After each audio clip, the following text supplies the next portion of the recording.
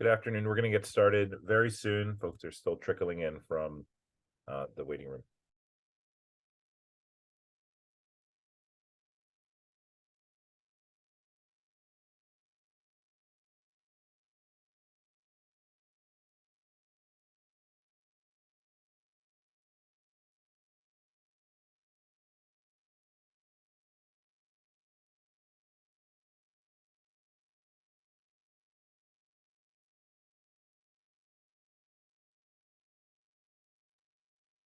Okay, I think we're going to get started. Good afternoon and welcome to the Power of Partnerships with MSI's webinar. My name is Ted Wells and I lead external engagement at STEMconnector as well as content development. I'm thrilled to welcome you to today's event. This is our last of the year and you're in for a treat. My colleague Jessica Johnson is going to share insights from our latest report that focuses on building impactful and sustainable partnerships with minority serving institutions, or MSIs for short.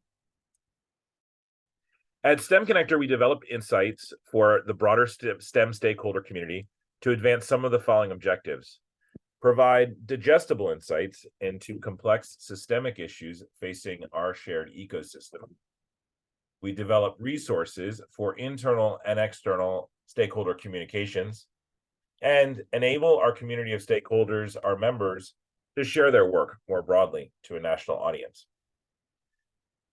My colleague Jessica Johnson has assembled an amazing panel of subject matter experts who will help bring this content alive and enhance the report's findings through what I believe will be a very dynamic discussion. And I'm very excited to hear what Jessica and our panelists have to say. So without further ado, I'm going to send it over to Jessica. Thank you all so much for joining us. Yeah, thank you so much, Ted, for that introduction. As Ted mentioned, this is our webinar on the power of partnerships with minority serving institutions. This report is extremely important to us, just within the STEM ecosystem, but also as a proud alumna myself of a minority serving institution, this topic is near and dear to my heart. Just to begin, giving you all some background on the purpose of this report, we know that scientific and technological advancement play a fundamental role in shaping societal progress and competitiveness in our rapidly globalizing world.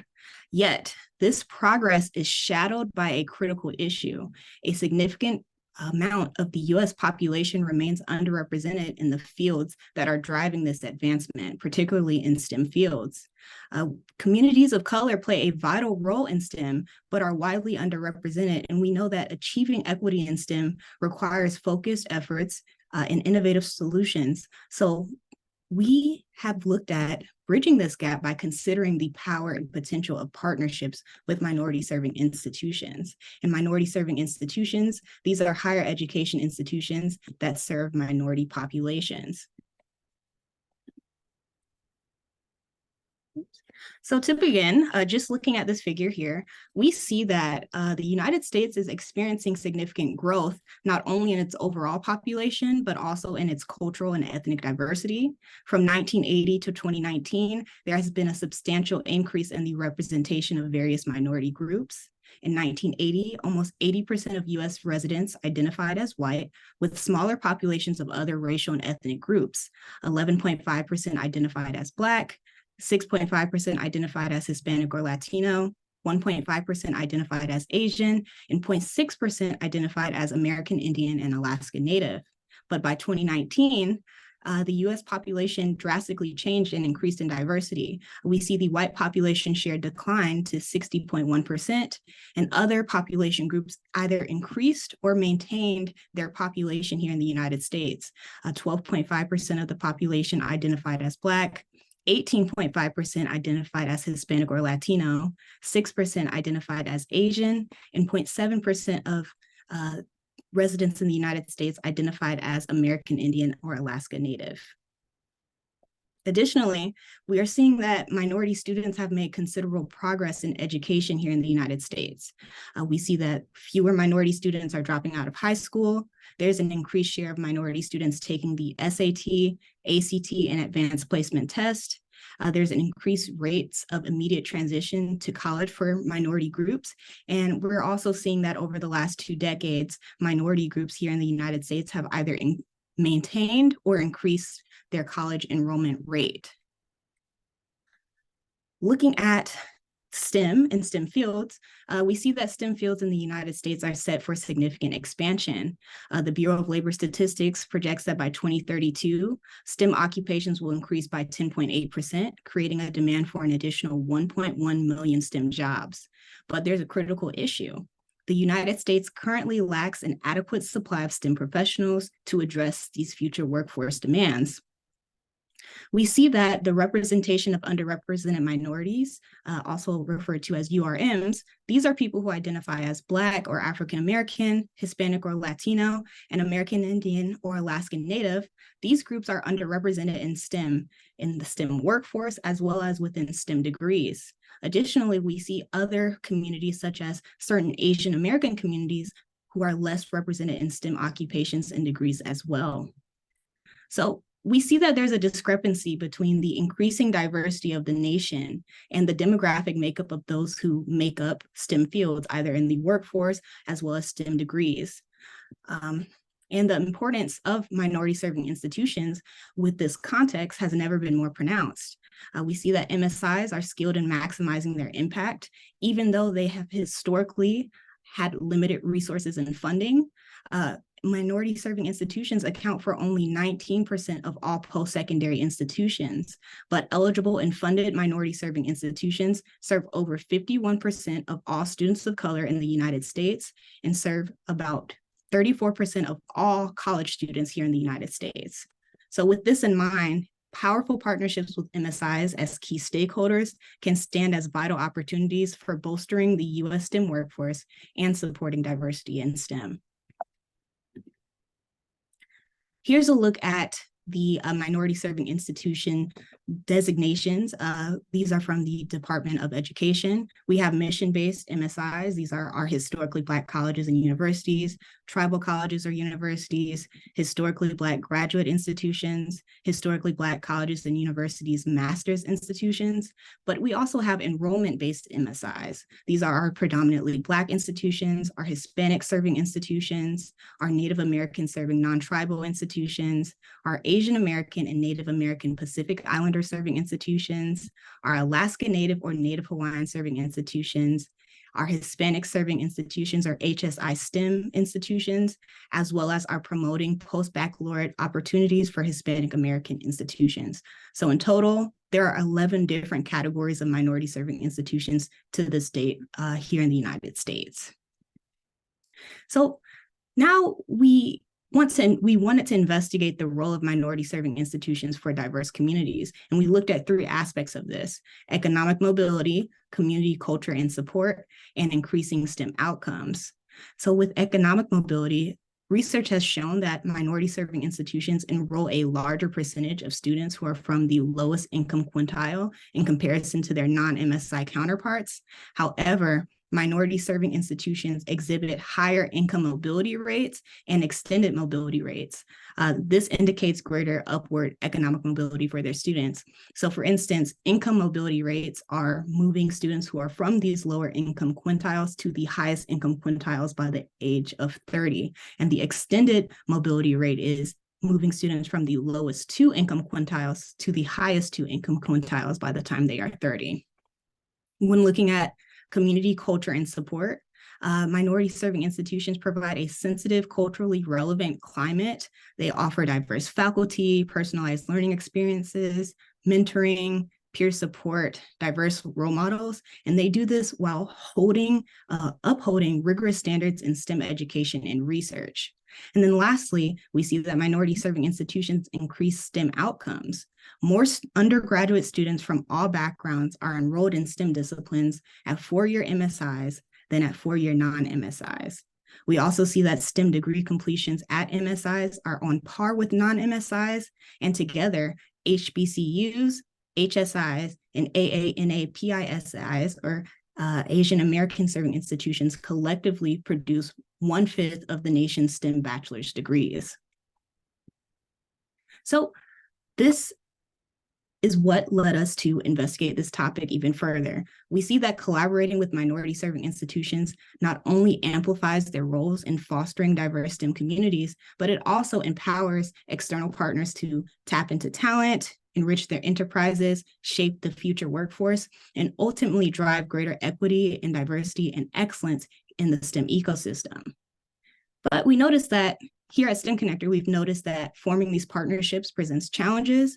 So to explore this, we explored the literature and we conducted semi-structured qualitative interviews with subject matter experts, as Ted mentioned earlier.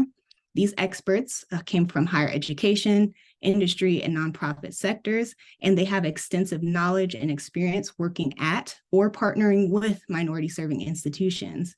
These experts provided detailed insights into the challenges and the best practices of forging impactful partnerships with these institutions. 4 key themes emerged from this investigation with our subject matter experts as well as within the literature. The first key theme is intentionality. The second is strategic alignment. The third is resource allocation. And the fourth is sustainability. And I'm sure you all are excited and ready to hear what challenges and strategies for success within these themes were presented based on this investigation. And this is what leads me to introduce our esteemed panelists. I'd like to first introduce Aisha Lowry. She is the AWS Training and Certification Global Learner Ambassador at Amazon Web Services. I'd like to then introduce Antonio McLaren, the Vice President for Program Innovation and Implementation at the 1890 University Foundation. I would like to introduce Abby Davidson, the Program Director for Mentoring, Access, and Platforms in STEM, or the MAPS grant at Colorado State University, Pueblo. I'd then like to introduce Brittany Brady, the Chief Executive Officer at the National Alliance for Partnerships and Equity, or NAPE. And then lastly, but not least, I'd like to introduce Holly Hanson-Thomas. She is the Vice Provost for Research, Innovation, and Corporate Engagement at Texas Women's University. Thank you all for taking the time to be here today and be present for this discussion. We're really excited to have this discussion with you all. And I would also like to give you all an opportunity to introduce yourselves. So we'll start with Aisha. Sure. Thank you all for having me. As Jessica said, my name is Aisha Lowry. I'm currently at AWS, Amazon Web Services, where I lead global education programs and training and certification. So we have multiple programs that focus anywhere from K to 12 up to adults who want to learn more about the cloud and be able to actually get into some of these entry-level positions that exist. Thank you for having me. Thank you, Aisha. Then I'd like to turn it over to Antonio. Thanks, Jessica, and good afternoon, everyone. And first, thank you to STEMconnector for having me on this panel. Antonio McLaren here. I come from the 1890 University's Foundation. We are a 501c3 nonprofit based in Washington, D.C., and we work with all the 1890 land-grant institutions, which I'll certainly mention a little bit later. I serve as a Vice President of Program Innovation and Implementation. I've been in the role now for 2.5 years, mainly managing the programs and initiatives arm of the foundation, which really has an emphasis on the food and agricultural sciences. So projects and initiatives in the food and ag space. And certainly that does bring in the STEM sciences as well. So it's great to be here and great to be able to participate on this panel. Thank you, Antonio. And next, I'd like to give it over to Brittany to introduce yourself. Hello, everyone. My name is Brittany Brady, and also extending gratitude to STEMconnector for hosting this event that I think is important for the whole field to be aware of. So grateful to you all for holding space. I serve as the CEO of the National Alliance for Partnerships and Equity. I go by she, her pronouns, and I'm here because at NAPE, we really believe in realizing every student's potential, and there's tremendous potential at MSIs, and we do a lot of work with them. We work nationally to build educators and leaders' capacity to really increase student access, workforce diversity, and educational equity, specifically in STEM and career and technical education. I'm based in Dallas, Texas, and my team works nationally to advance that effort. And so really excited to be with you all today. Thank you, Brittany. Abby, I'd like for you to introduce yourself. I realize I skipped over you in the slide, so sorry about that. Problem. Hello, everyone. My name is Abby Davidson, and I am the project director for the Mentoring Access and Platforms, or MAPS, in STEM grant at Colorado State University Pueblo. For those that are not familiar with Colorado, we are in the southern Colorado region. We're not in the mountains. We are in the Great Plains here. And I have had the honor of serving my hometown institution. I am from Pueblo. And have been on HSI STEM grants since beginning my journey at CSU Pueblo.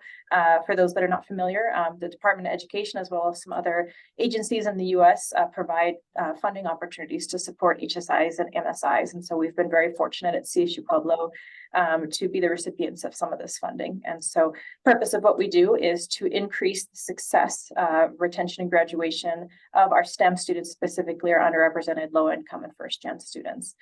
So it's been a great honor, and have had a lot of other fantastic opportunities at the university, including shouting out Jenny and our friends from Science Olympiad, which I know is a partner of STEMconnector, that I serve as the tournament director for our Colorado Southern Regional Science Olympiad tournament.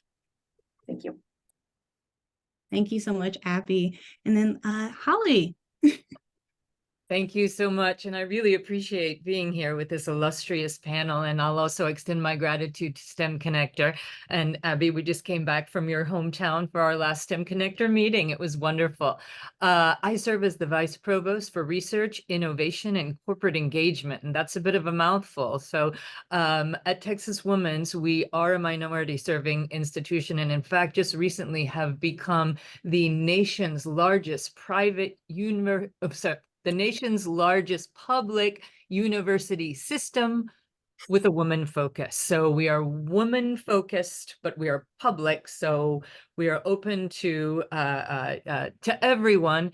We are an HSI. We have been named tied for most diverse institution in the state of Texas, and the 5th most diverse in the nation as well. So we represent a really rich, wonderful group at Texas Women. So I'm excited to share a little bit about who we are and what we do today, because we have in fact had challenges, but also some successes. So I'm super happy to be here. Absolutely. Thank you, Holly, and congratulations. Congratulations on that. That's wonderful news. Audience, you all can see that we have a esteemed panel here today. I'm really excited to hear all their perspectives. And now that we've had the pleasure of getting to know our distinguished panelists, let's just dive into today's topic. The first question, this is a question for Antonio and Aisha. What unique benefits do partnerships with minority serving institutions offer to external partners, and what benefits can external partners offer to minority serving institutions? Aisha, would you like to go first? Sure. I'll just kind of start off and say that, when we look at partnerships, I think the ultimate goal is to really have what exists in America, what America looks like, right? And we're not really seeing that within these spaces. So by having these partnerships, it is imperative for our partners, external partners, really to be able to make sure that they are connected and invested so we can see a diverse workforce, which we're not seeing, especially as we talk about within the areas of STEM. That's really important. You've provided a lot of information and, statistics for us, Jessica, and I think that it's important, again, for these partnerships. And that's why it's really important for companies, as well as, other organizations to make sure they're connected with MSIs so we can make sure that that representation is there. Yeah, I would definitely amplify everything that Aisha just mentioned. I totally agree, and I would add from a cultural competence space, as well as from the space of looking at it from. So I'm going to go in a different route from a research standpoint. The great thing about partnering with MSIs is that it allows for external organizations to look at things from a different perspective or a different lens. A lot of times, for example, in research, social science research, or any type of research, if you're working with audiences that are maybe just from majority populations, that can then, you only have that avenue to really work with or understand, which can then lead to maybe more generalized or biased themes. So when you bring in diverse populations into your research methodology, that allows for then researchers to get a broader understanding in terms of how they can apply certain interventions, and maybe you'll even get diverse outcomes and impacts. So you have a broader understanding of how the research can really be applied. And it then minimizes or mitigates against any biases or generalizations that can show up later on. So it's very valuable for external organizations to partner with MSIs. And then conversely, where MSIs can benefit is, having the opportunity to maybe build their own capacity.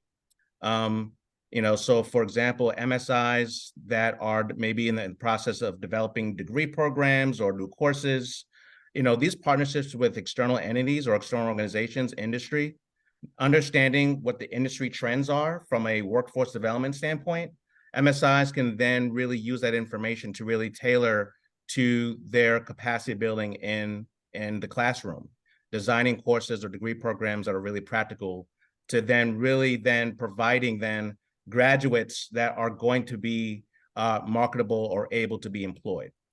So those are just two additional perspectives I just wanted to add.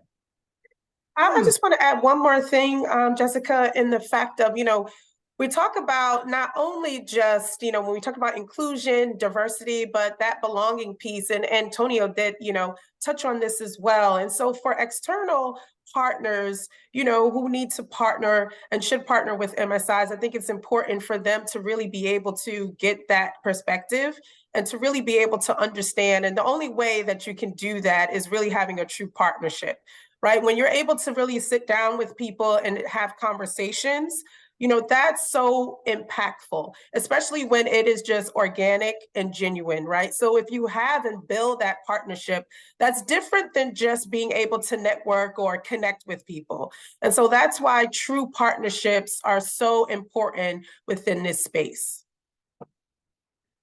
Absolutely.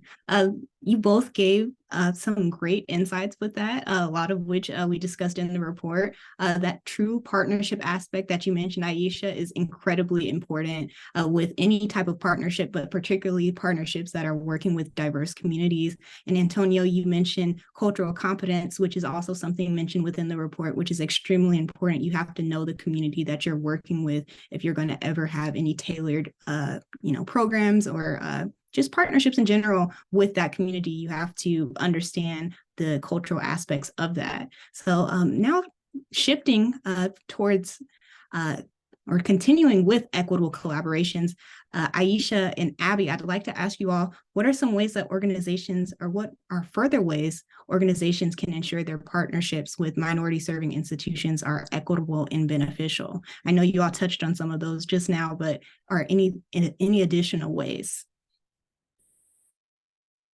I'll let you lead here, Abby. Okay, thank you, Aisha. Yeah.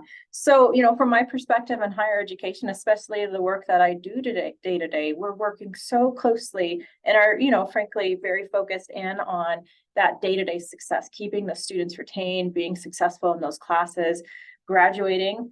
The placement piece, though, I think gets left off a lot in higher education, at least in my experiences, and that million-dollar question, even more than what can I do with a STEM degree? Because there's so much passion and interest of our students to pursue these fields.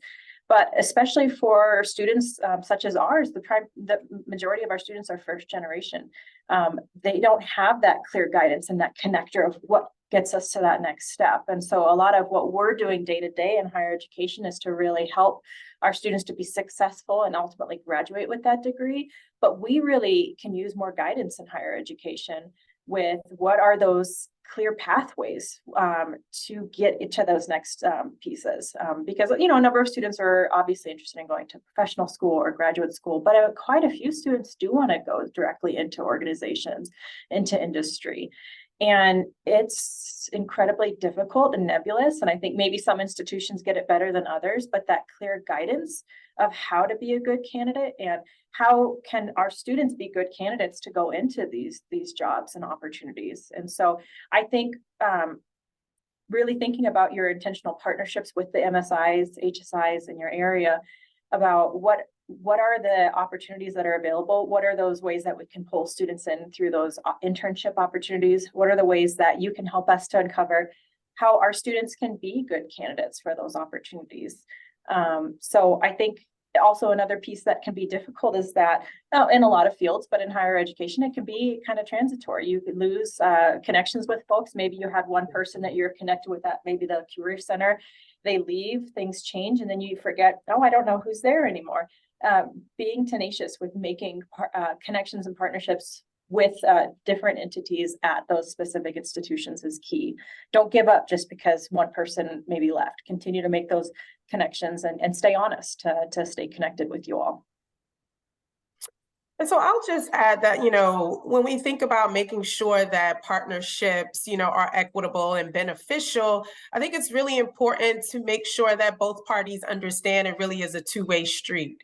Right. And I think a lot of times, sometimes, one partner may come in like, either I am bigger, I have more money, so I am the one who really kind of controls the relationship. Right. I think it's important to set those expectations and understand that, from the beginning.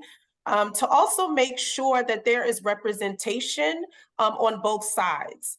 So many times, as we talk about external partners or maybe organizations, they may come and may sit on boards, for MSIs. But, I've seen not too often where it is the reversed, right? So we need to make sure that there is MSI leadership that is also sitting in those places of the external partners and organizations. That's how you're really going to make sure that there is consistency and there is follow-up. And that is so important. That's where we definitely see many of these partnerships break down because there isn't consistency and there isn't follow-up. And so that definitely is a way. I think the other point is to just make sure that all opportunities are exposed to MSIs. And sometimes there's a misconception from external partners and organizations just because it's an MSI that they may say, oh, I'll present these opportunities or talk about these benefits because, these are minority serving institutions. Right. But it's like, it doesn't matter. I'm open to all opportunities. Right. And we are definitely, working more globally. And so there are definitely more opportunities for MSIs to really be able to benefit and take advantage of that. And oftentimes, I've seen that, some of those opportunities have not been extended to MSIs because there may be, this may not be the focus that they may perceive a MSI really needs. But you lay it all on the table and give the MSIs the opportunity to say, we're going to consume and take everything that we can to make sure it is going to be beneficial and for the benefit of our students and our, institutions. And I think many times that's not done. And that's how you really, to me, make sure that you have a true partnership and a long-lasting one as well. Absolutely. You all both gave powerful statements. Abby, you called out the attention to the fact that a lot of minority serving institution or students are first generation college students. So navigating some of these pathways might be more difficult for them, and they might need that additional guidance. And industry or external partners just in general play a role in helping minority serving institutions build those avenues for students to understand what's next for them once they graduate. And Aisha, great points. You even brought up a great challenge, which is actually the next question that I have, but you brought up the challenge of minority serving institutions being offered certain opportunities when they should be shown all the opportunities that external partners are willing to offer to institutions of higher education in general. So thank you both for that. And building on this, Holly and Brittany, could you share your perspectives on the challenges that minority serving institutions face in building equitable and sustainable partnerships with external partners? Sure. Should I go first, Brittany, or would you like to? Um, Okay. Well, I'll just name a few things, and it's possible that you also have experienced these as well. I've come into my role in corporate engagement over the past year, and these really are new experiences that I'm having in terms of being challenged by working with industry partners. So one, for example, is finding the right person. Who is it that you need to work with? Because industries are tremendous and multifaceted, and sometimes it's difficult to find out if we need to be working with the R&D person or if there's a dedicated staff person. So that's an issue. On the other side, MSIs very often at these kinds of institutions, we wear a lot of hats. So you have to determine who it is that's working on this area, and staffing issues. I think staffing is a problem throughout the nation right now, certainly at MSIs, at industry as well. So again, it's that relationship. Who are you connecting with? And once you get that connection, like my colleague said before, people leave, you may lose that connection. So it needs to be a stronger, I think more multifaceted kind of relationship. I've seen the issue that there's not a clear menu of how to work amongst, between industry and universities. So some industries have a very, very clear plan or menu of how they do in fact work with universities of institutions of higher ed. Other times you kind of have to sort of work your way through it and figure it out. That would be a useful thing as well. And then also, I think notoriously institutions of higher ed take a long time to, I guess, make things happen. And industry is often much faster. So there's a discrepancy between the timelines that often causes some issues when you're trying to make those things work together. So those are just a few ideas that came to mind for me. And I would say mine are in alignment with Holly's reflections, with the biggest thing that I want to underscore, which is relationship versus transaction, right? Sometimes industry comes to MSIs with the idea of this is the concentration of diverse talent. We're going to come and get what we need. That's a transaction, not a relationship. And so you find a champion who's able to have that relationship with you, which is why you're more impacted by turnover or whatever the case may be, because now your champion is gone and now your transaction is over. Whereas true and genuine and intentional relationship looks more like, how are we extending leadership across organizations, to Aisha's point? How are these MSI leaders informing our work on a more broad level? Because that's also an opportunity. These are experts, not just in students, but also in faculty and in staff. And so if we're really looking at mutually beneficial partnerships, then I think it's approached more like a thoughtful relationship across different levels of the institutions that are really informing the work. Because the truth of the matter is making sure that we're able to invite students to remain at these industry destinations. We need to make sure it's a welcoming environment. And the way that institutions and partners approach that relationship says a lot about how safe and how welcome someone will be once they get to their organization or corporation. And so I think that thoughtfulness and mindfulness needs to come in, because that's a barrier. And then I just want to hit on another point that Holly made once more, which is that difference of timeline and also turnover at MSIs. These are unfortunately not always resource abundant institutions like corporations are.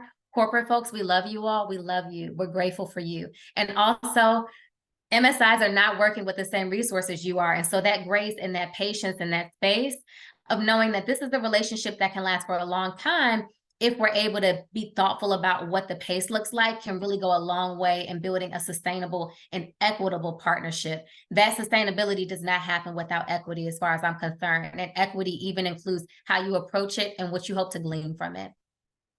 Can I add one more thing? Just thinking about what Brittany just said. Very often our institutions are underfunded in MSIs. Our students don't have the same funding level, the same scholarships, the same. At our institution, we have over half Pell eligible students. So it's a different kind of situation than from an R1 institution or a well-resourced private or public, for that matter. I've had students before, for example, they might be DACA students, and although they've lived here all their lives, they can't necessarily get their car registered. So they don't, you know, they have to get a cousin to do it or something. So it's hard for them to go get to the industry and do an internship. Or oftentimes MSIs the institution needs to pay an industry for internships. And we may not have the funding for that, unless of course we have some wonderful grant or foundation support to do that, or the industry supports it. So that's just something else that I think is really important for us from MSIs that might be different from other kinds of institutions when working with industry. Absolutely. All great points, all great challenges that discussed in the report.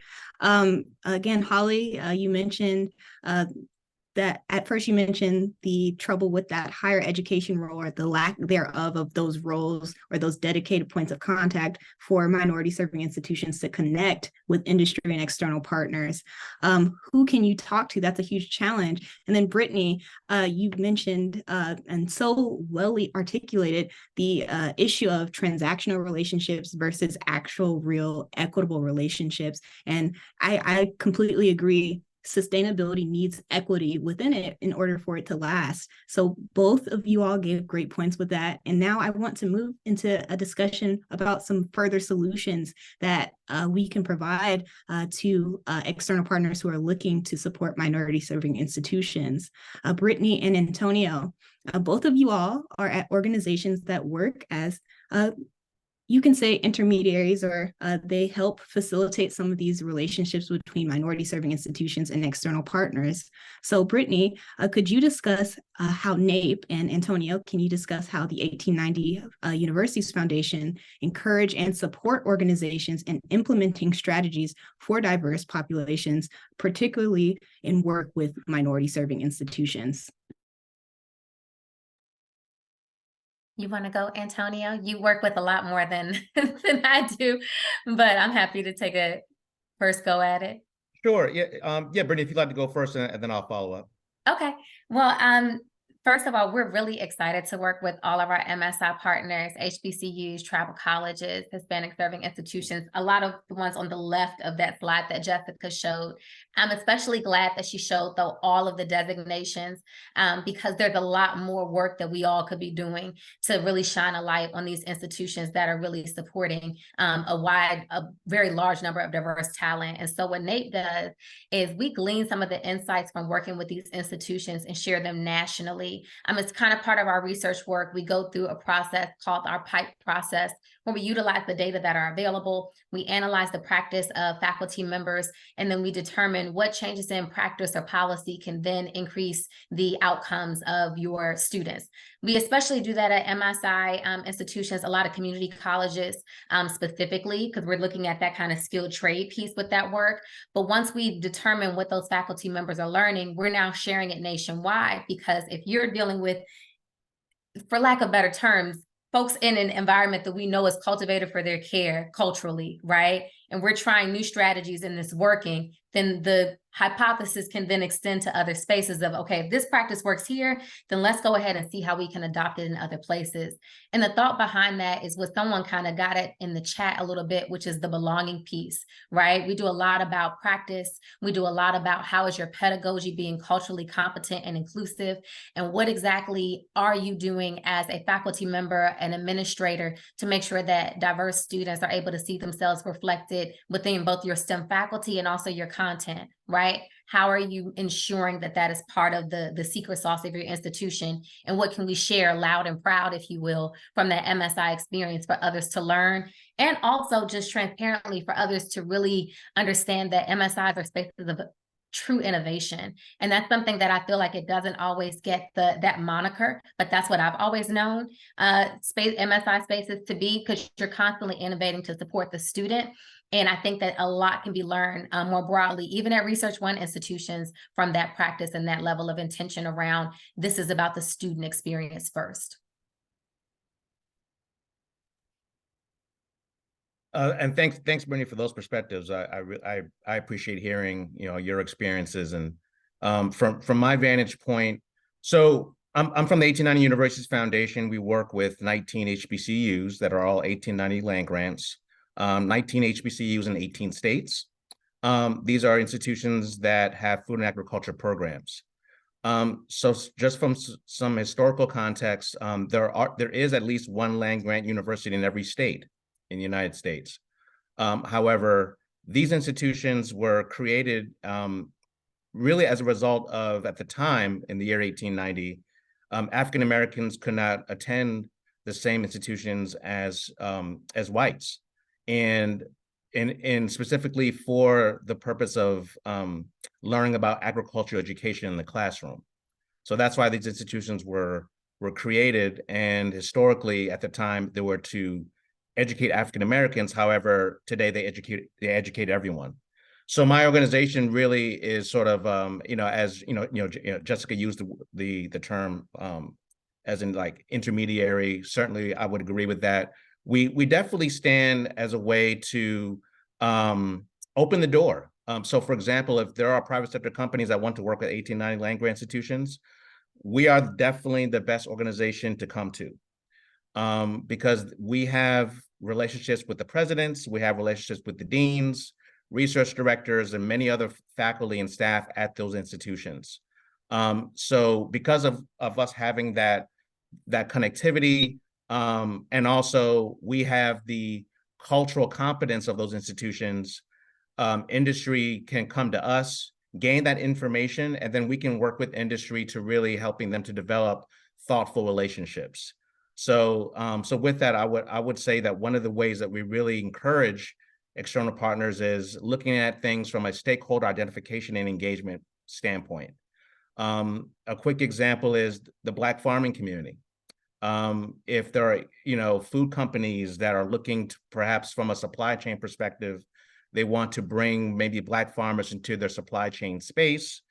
If they come to us, we can certainly sort of open those doors with those 1890 institutions that do work with the Black farming community, as a way for them to get an understanding of what are the needs, the challenges that Black farmers are facing. And I think the other thing I want to mention here is with specific organizations or for example, even USDA. I just had a meeting, just a quick example. I just had a meeting yesterday with the USDA agency leadership that wants to work closely with 1890s. And I was fantastic meeting. One of the things that I think external entities, federal, state, private sector, CBOs have to recognize is that with MSIs, there could be historical context or obstacles that maybe has prevented true relationship cultivation taking place because of some of the historical barriers, some of the things that have happened in this country that have been very unfortunate, whether that's persistent underfunding, whether that's discrimination, systemic racism, et cetera, et cetera. So we have to also understand that there's a context to everything. And when it comes to an organization like ours, being able to work or help industry connect to 1890 institutions, it's also incumbent upon me and my colleagues at my organization to be very honest and upfront, that there are things that we have to actually work through. So in cultivating relationships, they can take maybe a little bit more time. And Holly's comment about industry moving faster, I completely agree that part of the obstacle sometimes is industry has a faster timeline, and the MSI, they're just trying, maybe for certain MSIs, they're just really trying to wrap their arms around the opportunity. So my recommendation on that note would be for industry to also recognize that maybe it's important to understand where the MSI is and really reach them where they are, and maybe adjust your expectations a little bit, because these are not PWIs, predominantly white institutions that might have higher machinery, greater capacity, more resources to move at a faster timeline. MSIs, for some, might have to move a little bit of a slower pace. So our organization, what we do is we really try to help mitigate those misunderstandings or those generalizations that might exist in order to really help cultivate that true relationship building and collaboration and make it be very mutually beneficial at the end of the day. Absolutely. Wonderful insights from you, Antonia, as well as Brittany. Key themes that you all pulled out with what you all's organizations do is really looking at that mutually beneficial aspect of partnerships, but also just encouraging external partners to work with minority serving institutions and have tailored approaches and understand where these minority serving institutions are. Again, incredible insights. And this brings us to the key themes identified in the research. So starting again, I know we've talked a lot about intentionality, but I do want to bring it back to you, Brittany, with intentionality. Can you just discuss the importance of intentionality? Yes, and since we have hit on this theme, I'll tell a brief story to illustrate it. I was speaking with an HBCU leader, and a researcher reached out for them to be part of their research grant opportunity, and they left a previous HBCU's name in the place. This was at Tuskegee, and they left North Carolina A&T. And this leader felt like, oh, you just swapped out another HBCU for the one that you couldn't get in contact with, right? Now, that was a very human mistake. That makes sense, but it showed intentionality, right? Because Tuskegee and North Carolina A&T are in different states, have different contexts, similar but different student populations. And so it's kind of like you can't swap one in when you swap one out. And so that's the intentionality that we're referring to, right? It's not, let me go to an HBCU or a HSI when I need to kind of fill a gap or check a box. How can I develop a thoughtful, intentional relationship for the workforce that I am co-creating with my future colleagues? And what does that look like? That is what we mean when we say intentionality. And that looks like space to understand the context. That looks like leaning on partners like Antonio outlined, understanding that in this space, even though you're an industry leader, in this space, you're a learner, and having that level of humility and understanding to be intentional. It takes all of that, I think, to be able to really approach the relationship with thoughtfulness, and to really bear out the results that all parties hope to see. Absolutely, Brittany. I love that you mentioned co-create with future future colleagues. So that aspect of we're working on this partnership together. We're co-creators. That's important. That's incredibly important. And now Can I just add one thing to that, Jessica, really quickly? The other thing I see in terms of intentionality is I love what Brittany said. It just goes to the point as well when you think about partnerships, whether it's organizations or other industries. When they come to MSIs, there also is that that frame, that just that mindset that you need to make sure that you go seek out all of the diverse people at the institution, right? And so when we think about really being intentional, that's not only what it means. It means who, not only may be able to have the bandwidth, because, even Antonio brought up in terms of resources at MSIs.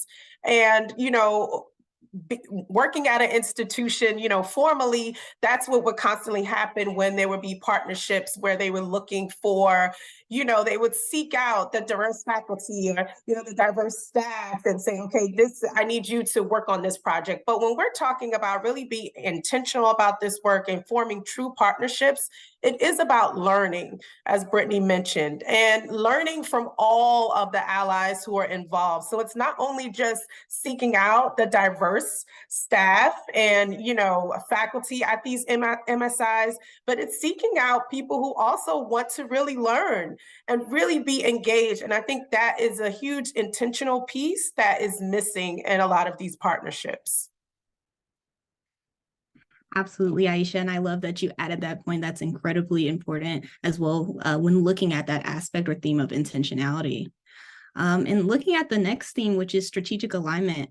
Holly, can you share your thoughts on the importance of strategic alignment within these partnerships?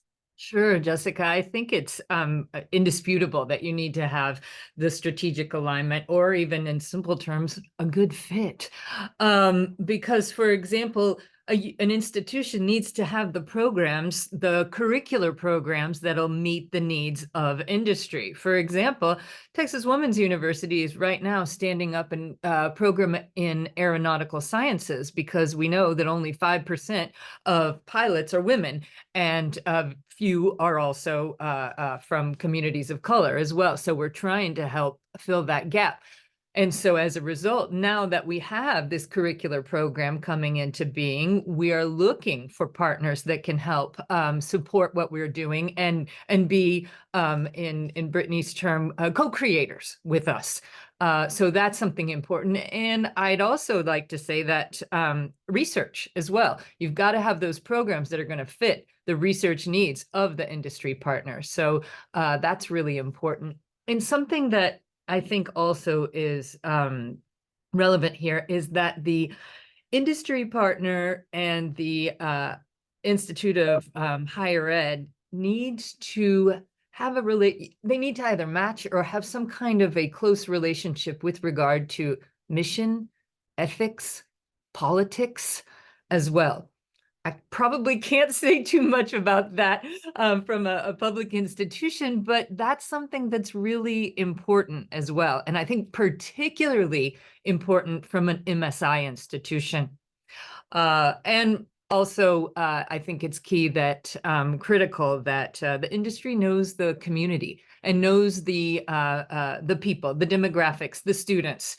So I think that that's really important. Understanding who we are, who our students are, and also recognizing the wonderful and tremendous benefits that that students are bringing, the multiliteracies, the multilanguages, the the multicultural aspects of these. So strategic alignment is important. Absolutely. Thank you, Holly. And I think that's a great point to end on with strategic alignment. Just understanding that community that you are looking to work with is incredibly important. Back to you, Antonio. Looking at the third theme that we found in the report, resource allocation, what are your views on the importance of resources within these partnerships? Thanks, Jessica. So I guess the quick answer is when you're looking at a resource allocation perspective, equality and I guess what's equitable, or we have to understand that those are two different things. So if you're partnering with, say, for example, 4 institutions and 2 of them are PWIs and 2 are HBCUs, and we're going to give each one $25,000, yes, that's equal. That's an equal distribution model. However, it might not be equitable. So understanding and meeting institutions where they are, I think, is critically important. Understanding the machinery of the MSIs, for example, what's really happening on the campus, what does their business offices look like? How much human capacity do they have to handle, if you're looking at it from a granting perspective or a contract perspective, so what resources do they already have that's present, where they can handle the partnership that's being proposed. So, but again, I would just amplify equal distribution versus what's equitable. I think that's probably the most important piece when it comes to resource allocation. Absolutely. And I love that example that you provided, Antonio, with the 25,000. That's a perfect way to describe that the importance of equity, not equally distribution of resources. And looking at the last theme, Abby, this question is for you. Can you discuss the relevance of sustainability in these partnerships? Absolutely, Jessica. I think that's something that's really difficult from the MSI perspective. So as mentioned before, I've served continuously on HSI STEM grants, which were funded through the Department of Education. And the nature of this funding is fantastic. It allows an institution to be innovative, to really develop proof of concept and do high impact programs to really best meet student needs. But the difficulty is that is a short-term funding inherently. And so it can be quite difficult for MSIs that are trying to do this innovative work and do these partnerships and pairings and getting students connected, and then they don't have funding. And so that's the task really of grant directors and institutions, to really demonstrate what are the key programs and opportunities that we've found that have worked, that we need to sustain. And what are the ways that our external partners can support us on that? And so Holly had brought up, the idea of research, for example. Research is a very big thing of what we do with our HSI STEM grants. Most of our students cannot just volunteer their time to be in a research lab, right? They have to get paid. The majority of our students that are doing research with us, they are paid student researchers, and they have usually 1 to 2 jobs off campus. They work around the clock. They don't have the same luxuries of that support. And so when you think about money and the greatest impact, how can you invest the money and the time to continue with that, to continue that support for internships and research opportunities? So I think some opportunities with external partners is to get to know what is the research that is happening in institutions. Are there opportunities to pair with faculty and research programs that can get students connected? Is there opportunities through foundations and endowments to maybe support some pieces of the research that's happening to have some continuity? Because that's one of the difficulties for institutions, is that these are large, multi-million-dollar budgets. It's not usually possible to just sub out funding sources, right? It's going to be a piecemeal approach, but I think that that's somewhere that we can really strengthen partnerships, is finding what has worked in these programs that we've demonstrated, and what are those ways that we can really partner to keep things going that are working successfully, and paying our students for their time and efforts to do that stuff. Absolutely. And one part of the last phrase that you mentioned is, how do we keep things going? And in light of that, moving to the last question for all of our panelists, but particularly Aisha, Yugen, Abby, and Holly, how do you envision the evolution of relationships between MSIs and external partners? In a few short words, what would be key priorities going forward? I'll start quickly. I just want to say that I think part of what I do on a day-to-day basis, and what my team does, is to help our students uncover the hidden curriculum of being successful as a STEM student. What are those opportunities to be successful? I think there's tremendous opportunity with our external partners, our organizations and agencies, is help us to uncover the hidden curriculum of being successful in a STEM career and how to make those connections. We need guidance, and I think that's a helpful way to frame that. I'll just kind of jump in and say, again, about it being a two-way street. We need from industry to get into the MSIs. And one way that, I think is really effective is to really have more professors of practice come into the classroom. So those in industry to be able to come in and really be able to utilize and teach a lot of the curriculum and share those real world experiences. And then on the other side as well, I think people don't really pay enough attention to the impact of volunteering, right? So it's not just about making sure that there is that curriculum, but it's also, when you form a partnership, there are other ways to do it. So you can have people from industry volunteer, in a multitude of different aspects at the MSI, and even have MSI come and volunteer as a part of some of the campaigns that, industry have. They do a lot of volunteering work.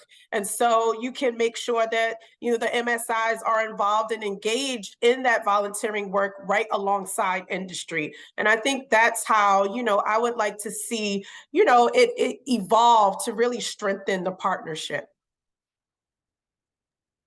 Those are great. I guess succinctly, I will say key priorities are funding, so that our MSI students can work collaboratively with industry partners, shared goals, shared outcomes, so that we can continue to nurture and develop those relationships. Absolutely. Thank you all for those insights. Aisha, to your point about volunteerism, I want to direct our audience to our previous report on connecting employee engagement and volunteerism. So that is about essentially connecting employee engagement and employees in these industry companies with how to volunteer within the community. So that just aligns directly with the point that you made. So I love that you mentioned that. And as we bring our discussion to a close, I want to extend my heartfelt thank you to each of you panelists for your invaluable insights and contributions today.